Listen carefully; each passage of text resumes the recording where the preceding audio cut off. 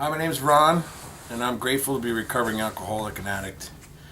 And I could sit here and tell you what New Beginnings has done for me, but I'm going to tell you what New Beginnings doesn't do. I've been to 19 treatment centers in my life, and at each one, I never felt like anybody really took the time to sit down with me and spend enough time with me to help me to learn what my problem was. What New Beginnings doesn't do is doesn't break me down. New Beginnings never told me I wasn't good enough. They always empowered me to do better. Came here in 2003, and after a couple weeks, I was able to start to work around the property and started working in the garden and make the place look nice. And after a few months, I was able to become a door monitor here. And I worked here for about 4 years, and I decided to leave, which was the biggest mistake of my life. I decided I was going to go and do some more controlled drinking and using. Didn't work. So New Beginnings was kind enough to take me back, and I came back as a guest. And I did the same thing I did the last time. I went to work, you know. We're a big family here, and we have our ups and downs, all of us, but most of all, we work through our problems together.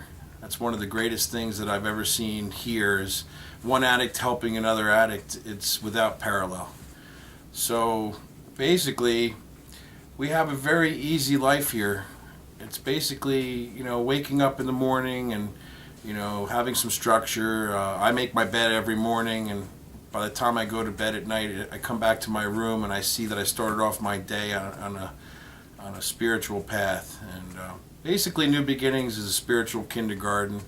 I like to say that in the morning I'm a big baby. I'm looking for something, you know, not a bottle anymore though.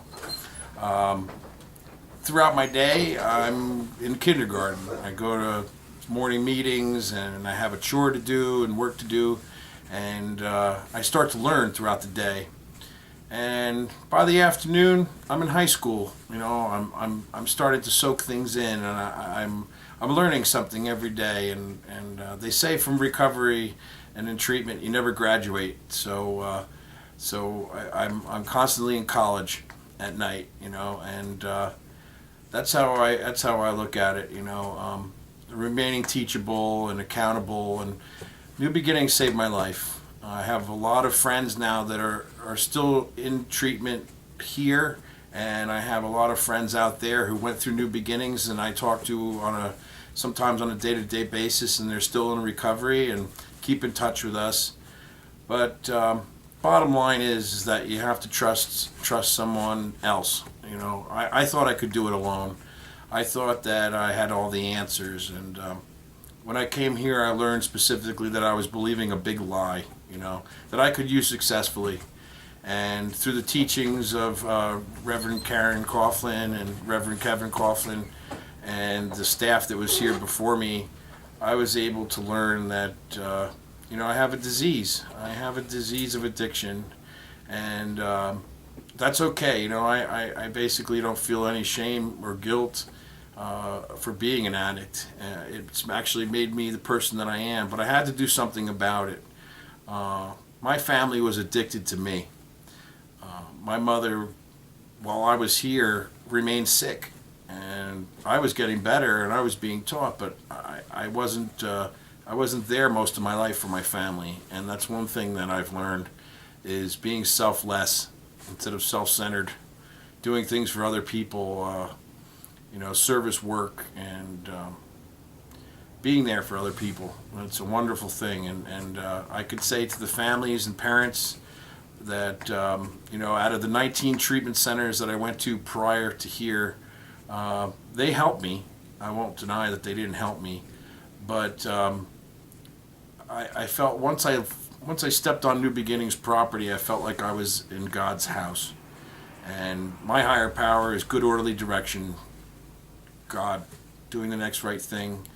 And you know, I wish that I could get this message, and all of our staff here could get the message out of what we are and what we do here, and I hope that my few words could help someone. And basically, we're ready for you. We have a bed, and that's one of the things that we do. We have the desire to meet the next person that's going to come here and be my best friend or co-worker, or somebody that can pass along the message that was taught to me.